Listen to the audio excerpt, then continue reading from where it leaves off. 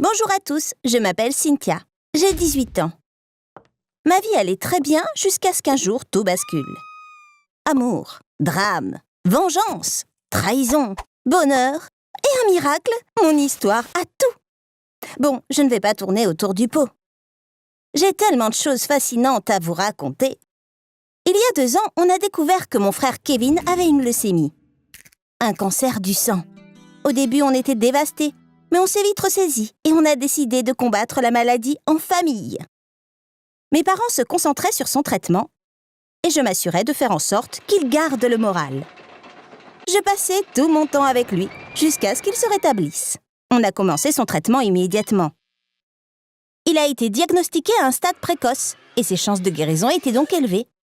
Mais il allait devoir subir une chimiothérapie qui a des effets secondaires vraiment très graves. Il a d'abord eu des nausées, il a donc perdu l'appétit et a commencé à perdre du poids très rapidement.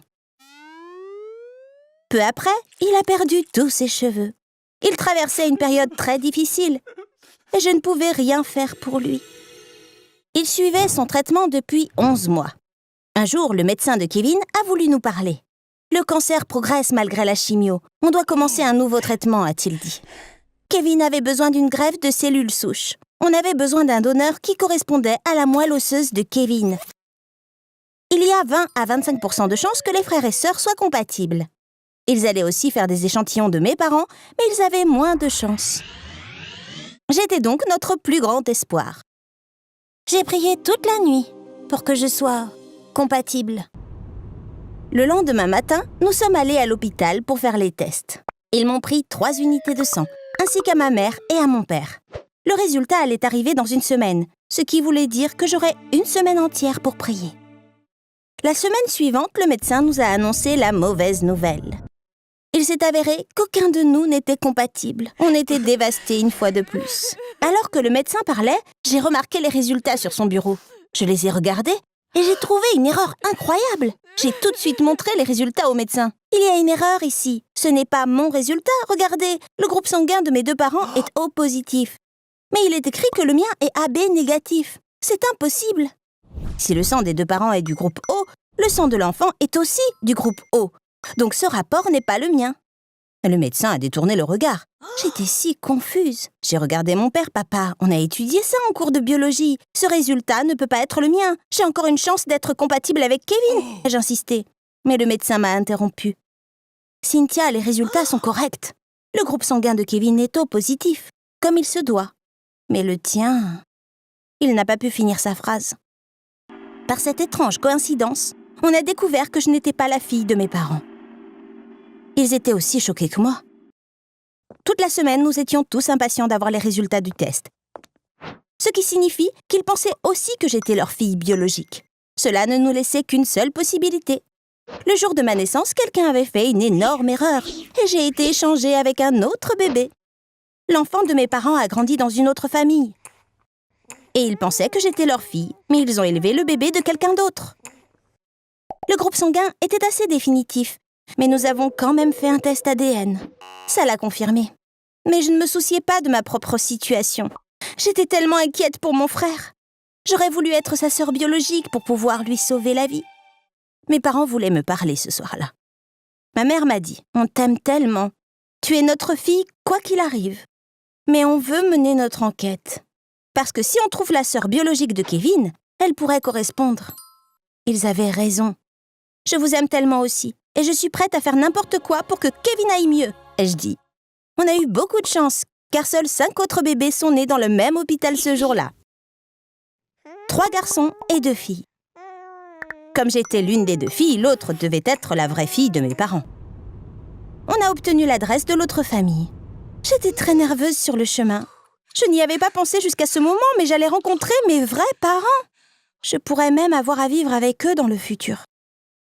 Mais s'ils sont mes vrais parents, l'idée de vivre avec des gens que je ne connais pas était trop effrayante pour moi. On est arrivé à l'adresse et on a vu un vieux bâtiment délabré. Quand mon père a sonné à la porte, mes jambes tremblaient. J'étais très nerveuse. Je me suis tenue au mur pour ne pas tomber. Personne n'a répondu. Alors nous avons frappé à la porte du voisin. Une vieille femme a répondu. Nous lui avons dit qui nous cherchions. Elle a eu des problèmes financiers après la mort de son mari. Alors elle a dû emménager avec sa fille chez sa mère, a-t-elle dit. Sa mère vivait dans une autre partie du pays. Mais nous étions déterminés à y arriver, coûte que coûte. On a appris que ma mère biologique était femme de ménage dans une agence immobilière. La société nous a donné son numéro de téléphone. On s'est assis dans un café et mon père l'a appelé. Il lui a dit qui il était et a décrit la situation. Il a ajouté « Ce n'est pas idéal de parler de ça au téléphone. On pourrait se rencontrer en personne. Nous pouvons tous venir vous rendre visite. » Il était en larmes quand il a raccroché. « Elle nous attend demain. » Elle avait l'air vraiment triste. « Cynthia, nous devons tenir l'hôpital pour responsable de ce qu'il nous fait subir, » a-t-il dit. En rentrant à la maison, ma mère a dit « Tu iras avec ton père. Il faut que je reste avec Kevin. » Le lendemain matin, nous avons pris le premier vol pour leur ville. Nous étions sûrs que cette fois, on répondrait à la porte.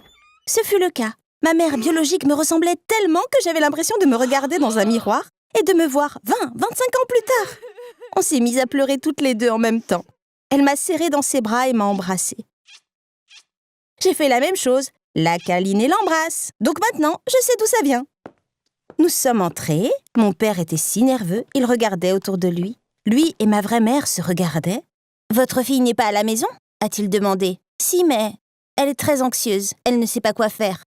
Je vais aller voir si elle veut sortir, a-t-elle dit. Elle est revenue avec sa fille quelques minutes plus tard. Je n'oublierai jamais l'expression choquée sur le visage de mon père. Il était médusé. Mon père avait perdu sa mère à un très jeune âge. Apparemment, sa vraie fille ressemblait beaucoup à sa mère. Il l'a serrée dans ses bras et s'est mis à pleurer. Puis il m'a appelée et nous a serrées toutes les deux dans ses bras. On a tous commencé à pleurer. J'avais soudainement une sœur. Elle s'appelait Jennifer. Quand elle souriait, elle avait des fossettes comme ma mère, sa mère biologique. Le lendemain, on est rentré à la maison avec ma nouvelle sœur. Ma mère était si excitée quand elle a vu Jennifer. Elle s'est même évanouie à un moment. Mais tout s'est bien passé après. On a passé la première nuit heureuse à la maison depuis la maladie de Kevin. Le lendemain, on a emmené Jennifer à l'hôpital. Elle a fait une analyse de sang pour voir si elle correspondait à Kevin. On a dû attendre 1 semaine de plus. Nous avions tant en commun qu'on a à peine remarqué qu'une semaine s'était écoulée. Le grand jour est enfin arrivé. Nous devions aller à l'hôpital le lendemain matin. C'était peut-être la dernière chance de Kevin. On était tous très anxieux. Jennifer a eu des boutons au visage à cause du stress. Le portable de mon père a sonné vers 9h ce soir-là. C'était le médecin de Kevin. Il avait les résultats et ne voulait pas qu'on attende le matin. Jennifer était compatible. Nous étions tous si heureux, mais je pense que Jennifer était la plus heureuse. Après 17 ans, elle a découvert qu'elle avait un frère et maintenant, elle allait lui sauver la vie. On n'a pas perdu de temps pour commencer le traitement par cellules souches. Ils ont obtenu les cellules de Jennifer grâce à une procédure simple. Après 1 semaine de préparation, les cellules ont été transférées à Kevin. Nous avons dû attendre 20 jours pour voir comment le système immunitaire de Kevin réagissait. Heureusement, il n'y a eu aucun problème. Tout s'est déroulé comme il fallait. Kevin va beaucoup mieux maintenant. Il n'a besoin de se faire examiner que de temps en temps. Nos jours terribles sont derrière nous. Et tout ça grâce à Jennifer. Même si ma mère biologique était triste, elle a laissé Jennifer emménager avec nous. On se parle tout le temps au téléphone. Elle pose toujours une tonne de questions sur moi. Elle va nous rendre visite le mois prochain. Jennifer et moi avons prévu de rester avec elle un certain temps cet été. Mon père a pris un avocat pour représenter mes 2 mères dans un procès contre l'hôpital. À la fin, l'hôpital a accepté de leur verser à toutes les deux une importante compensation. Ça a résolu les problèmes financiers de ma mère biologique. Ma mère a décidé d'utiliser l'argent pour les frais de scolarité de ses 3 enfants à l'université. J'ai dit plus tôt que l'histoire impliquait aussi de l'amour et de la vengeance. J'ai laissé le meilleur pour la fin, vous êtes prêts? Ce n'est pas un accident si Jennifer et moi avons été échangés. Oui, vous avez bien entendu. C'était intentionnel. C'est une infirmière qui nous a fait ça. Le procureur a trouvé très bizarre qu'il y ait eu une confusion alors qu'il n'y avait que 2 filles nées ce jour-là. Ils ont donc interrogé les 2 infirmières dans la salle d'accouchement pour trouver une réponse. Une des infirmières était sortie avec mon père biologique il y a des années. Un soir, elle était ivre et a trompé mon père. Quand il l'a découvert, il l'a quitté. Mais elle était toujours amoureuse de lui. Elle a essayé de le reconquérir, mais il n'était pas intéressé. Elle a été surprise de voir mon père à l'hôpital des années plus tard. Elle a donc inventé ce plan de vengeance diabolique. Vous connaissez la suite de l'histoire? Elle a échangé l'enfant biologique de mon père, moi, avec un autre bébé qui n'est autre que Jennifer. Elle a été jugée après avoir avoué cette chose terrible et a alors été condamnée à passer 11 années en prison. Elle a changé la vie de 6 personnes, si l'on ne compte que les parents et les enfants. Je pense donc qu'il s'agit d'une peine clémente. Merci d'avoir écouté mon histoire. Ne pensez pas que ça n'arrive que dans les films. Si vous aimez ce genre d'histoire, alors abonnez-vous à cette chaîne. Bye bye! Salut les gars, je suis Ryan et j'ai 17 ans. J'ai été dans le coma pendant 5 mois et 12 jours. C'était une expérience si étrange. Je suis passé d'un état de rêve à la réalité. Au bout d'un moment, j'entendais ce que les gens disaient autour de moi. Mais je ne pouvais pas réagir. Un truc incroyable s'est produit pendant que j'étais dans le coma. Laissez-moi commencer par le commencement. En grec ancien, le mot coma signifie sommeil profond, mais ce que vivent les patients est très différent du sommeil. Le corps éteint la conscience pour se guérir, ce qui minimise l'activité cérébrale. C'est un peu comme appuyer sur redémarrer sur un ordinateur. On vous alimente par des tubes. Certains patients sont aussi attachés à une machine pour bien respirer. Cette machine achemine l'oxygène dont votre corps a besoin vers vos poumons. Alors, comment ai-je fini dans le coma? Je me souviens d'une sensation de chute, puis du bruit d'un cognement avant de perdre conscience. Puis, j'ai été aspiré dans un vortex. J'ai tournoyé jusqu'au fond. Les voix se sont éloignées. Le pire, plus je m'enfonçais dans le vortex, plus il devenait sombre. Soudain, le tournoiement s'est ralenti. Je me souviens avoir pensé « C'est ça la mort ?» Puis un profond silence et l'obscurité absolue. C'est à ce moment-là que je suis tombé dans le coma. Même si ça semblait long, ça n'a pris que 15 ou 20 secondes. Je me souviens de rien des premiers mois. Je ne sais pas comment, mais un jour j'ai commencé à entendre des voix. Au début, tout était étouffé. Un peu plus tard, elles étaient normales. J'entendais des choses se passer autour de moi. Mais bientôt, j'ai réalisé la triste vérité. J'étais toujours dans le coma même si une partie de mon cerveau était éveillée. J'ai essayé d'ouvrir les yeux, mais je n'ai pas réussi. Je voulais dire « je vous entends », mais je ne pouvais pas bouger mes lèvres. Je vais bouger mes mains et m'asseoir, mais je ne pouvais rien bouger. C'était comme si une force invisible m'en empêchait. Un jour, un groupe est entré dans ma chambre. Je savais par leur façon de parler qu'ils étaient médecins. Ils parlaient de 2 patients. L'un d'eux était moi, signifiant qu'il devait y avoir un autre patient dans la chambre. Ils ont comparé nos conditions. Ils ont parlé ouvertement, car on était tous les deux dans le coma. Il semblait qu'ils ne pensaient pas que je sortirais de mon coma. Selon eux, il n'y avait aucun espoir. Pour moi, c'était la fin. Ils ont dit que l'autre patient se remettrait rapidement. Ils ont même décidé quel patient prendrait mon lit après ma mort. Je voulais leur dire que je les avais entendus, qu'ils se trompaient, mais c'était tout simplement impossible. Ma mère et ma petite amie Pauline m'ont raconté ce qui m'a plongé dans le coma. Ma mère me rendait visite chaque jour. Elle pleurait en silence en s'occupant de moi. Elle changeait mes vêtements, me lavait avec une serviette, mettait de la crème sur mes escarres. En réalité, personne ne t'aime comme ta mère t'aime. Ça, c'est sûr. Elle murmurait les mêmes choses quand elle pleurait. Tu ne voulais pas aller au camp. Je t'y ai envoyé pour que tu socialises. Tu voulais juste te détendre. Tu ne voulais pas rester dans une tente. Je suis responsable de tout ça. C'est ma faute. J'aimerais ne pas t'y avoir envoyé. Ma mère parlait d'un camp de vacances, mais je me souvenais de rien. Ces souvenirs avaient disparu. Suis-je allé au camp avec mes amis? Que s'est-il passé là-bas? Suis-je tombé de quelque part? J'ai essayé, mais je n'arrivais pas à me souvenir d'avoir été dans un camp ou de ce qui aurait pu s'y passer. Pauline a répondu à toutes ces questions pour moi. Un jour, j'ai entendu sa voix. Elle était à mes côtés. Elle me caressait la tête. « Pardonne-moi, s'il te plaît. Je suis resté à l'écart car ta mère est en colère contre moi. J'avais trop peur, a-t-elle dit. Elle a continué à parler comme si elle savait que je l'entendais, se confessant. Je ne me souvenais pas de ce qu'elle racontait, mais je savais enfin ce qui s'était passé. On est allé camper lors d'un voyage scolaire. Quand Pauline m'a montré une photo sur son téléphone, elle a reçu un SMS. Ça disait « Est-ce que je peux te voir ce soir ?» J'ai pris son téléphone et j'ai vu que le message provenait d'un type nommé Charles. Il était aussi au camping. J'aurais dû demander à Pauline ce qui se passait. Mais j'étais trop en colère pour penser clairement. Je l'ai attaqué et on s'est battu. Charles m'a poussé. Je suis tombé et me suis cogné la tête sur une pierre. C'est là que j'ai perdu connaissance. Pauline savait que c'était sa faute, mais elle était là, sans honte. Si seulement je pouvais ouvrir les yeux et m'asseoir, je lui cracherais au visage. Je lui dirais « Sors, sors et ne reviens jamais !» C'était impossible, mais je savais que lorsque je sortirais du coma, c'est ce que je ferais. Au début, j'ai vraiment apprécié pouvoir entendre ce qui se passait autour de moi. Au moins, je me sentais vivant. Mais les mois passés sans que mon état s'améliore ont commencé à m'inquiéter. Même les médecins me rendaient visite moins fréquemment. Qui sait, peut-être qu'ils n'étaient pas contents parce qu'ils n'avaient pas prédit juste. Je n'étais pas mort et l'autre patient était toujours dans le coma. Un jour, alors que je m'ennuyais, j'ai entendu une conversation bizarre.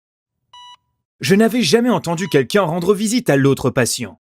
Il y avait un homme et une femme de ce côté. L'homme a dit « Je ramène l'argent chez toi demain. Je pense pouvoir le faire, mais je ne peux pas. Tu devrais laisser tomber aussi. » Elle était très en colère et parlait avec les dents serrées. « Nathan, tu m'as promis, j'ai tout vendu pour pouvoir te donner cet argent. Si tu ne vas pas le faire, alors montre-moi. Je ferai ce qui doit être fait. Il mérite de mourir. » Je n'arrivais pas à croire ce que j'entendais. Est-ce que je rêvais ? Parlait-elle vraiment de tuer quelqu'un qui était dans le coma ? Au bout d'un certain temps, Nathan a cédé à son insistance. À voix basse, il a dit « Cet interrupteur contrôle l'oxygène. Tu peux diminuer le taux en le tournant vers la gauche. Regarde, tu vois ce petit appareil attaché au doigt de ton mari ? Il mesure le rythme cardiaque et le taux d'oxygène dans le sang. Si le rythme cardiaque ralentit et que le taux d'oxygène baisse, l'alarme se déclenchera. Tu dois faire baisser le volume de l'alarme avant de faire baisser le taux d'oxygène. Personne ne le vérifiera. Même s'ils vérifient, ils penseront qu'une infirmière a fait une erreur. Voilà, tu sais comment ça fonctionne. » J'écoutais avec stupéfaction. Ce Nathan, était-il médecin ? Il n'arrêtait pas d'appeler le patient « ton mari ». Cette femme était-elle la femme du patient ? Pourquoi voulait-elle tuer son mari ? Mais surtout, allait-elle vraiment le faire ? Soudain, la vie était passionnante. Je les écoutais attentivement avec anxiété. Pendant cette période, ma conscience allait et venait. Parfois, je passais des jours sans entendre un seul son. C'était comme si on entrait et sortait d'un sommeil profond. Comme l'avaient dit les médecins, c'était peut-être la fin. J'avais vraiment peur, mais je ne pouvais rien faire. Puis, je suis retombé dans le vortex. Les sons se sont à nouveau assourdis. J'ai tourné infiniment dans le vortex et j'ai complètement perdu conscience. Je me souviens du moment où je me suis réveillé. Mes yeux se sont ouverts. Je n'avais pas vu la lumière depuis des mois, alors j'ai fermé les yeux. J'ai entendu ma mère crier de joie. Elle avait vu mes yeux s'ouvrir. Elle a tout de suite fermé les rideaux. J'ai de nouveau ouvert les yeux. Je lui ai souri. Elle a dit « Bonjour mon chéri » et s'est mise à pleurer. La salle s'est remplie de médecins en 10 minutes. Je n'étais pas encore sûr de pouvoir parler. J'avais l'impression que ma voix n'allait pas sortir. J'ai juste continué à sourire. Plus tard, je me suis souvenu d'un rêve que j'avais eu dans le coma. Cette expérience était tellement bizarre. Dans mon rêve, la femme d'un autre patient voulait le tuer. Un médecin qui s'appelait Nathan l'aidait. Mais dans le lit d'à côté, le patient était légèrement plus âgé que moi. Pas assez pour avoir une femme.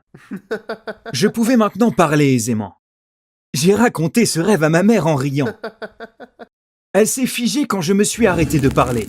Apparemment, le lit dans le type d'à côté était mort il y a 1 mois. Le nouveau patient était arrivé il y a 1 semaine ou 2. La femme du patient décédé lui rendait visite à l'occasion. Elle s'asseyait et le regardait en silence. Et Nathan ? Ma mère m'a dit qu'il n'y avait pas de médecin du nom de Nathan. Mais il y avait un aide-soignant qui portait ce nom. Ma mère n'a pas pu s'empêcher et en a parlé à la direction de l'hôpital. Évidemment, ce n'était pas bon pour l'hôpital. Ils ont dit qu'ils allaient enquêter, mais ils n'ont rien fait. Ils ne sont même pas venus me parler. Mais ma mère n'a pas abandonné. Quand la police s'est impliquée, la vérité est sortie. Le patient dans ma chambre avait trompé sa femme. Une nuit, lui et sa maîtresse ont eu un accident de voiture. Sa maîtresse est morte et il est tombé dans le coma. La femme voulait se venger, alors elle a planifié son meurtre. Elle a passé un accord avec un soignant, Nathan. Mais Nathan s'est rétracté. Il ne pouvait pas tuer quelqu'un, même dans le coma. Quand elle a dit qu'elle le ferait elle-même, il lui a dit ce qu'il fallait faire. C'est la partie dont j'ai été témoin. Un jour, elle est passée vers la fin des heures de visite. Elle a joué avec les réglages de la machine à oxygène pour qu'il en reçoive moins. Personne n'a su, car elle avait baissé le volume de l'alarme. Tout le monde avait supposé que ce n'était qu'une mort liée au coma. À cause de moi, la femme et l'aide-soignant ont dû avouer ce qu'ils avaient fait. Et ils ont tous les deux été arrêtés. Vous voyez à quel point la fidélité est importante ? Pourquoi moi et l'homme qui est mort sommes tombés dans le coma ? Oui, l'infidélité. Si lui et Pauline avaient été fidèles, rien de tout ça ne serait arrivé. J'espère que vous avez trouvé mon histoire intéressante.